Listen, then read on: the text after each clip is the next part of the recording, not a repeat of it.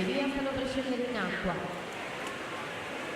Per la quarta batteria, scusate. Lorenzo Kellerba in 1, Mattia Pavani in 2, Giacomo Vettoretti in 3, Riccardo Cervi in 4, Francesco Anzanello in 5, Marco Deano in 6, Luca Gentili in 7, Luca Gobbo all'8. Oliver Jacobsen 24,76 su Giacomo Picci 25,25. Questa è la prima delle 3 teste di serie, quindi ancora una volta andiamo a vedere e capire quello che è il primo riferimento cronometrico. Oliver Jacobsen, corsia 4, 51,67 davanti a Giacomo Picci 52,95.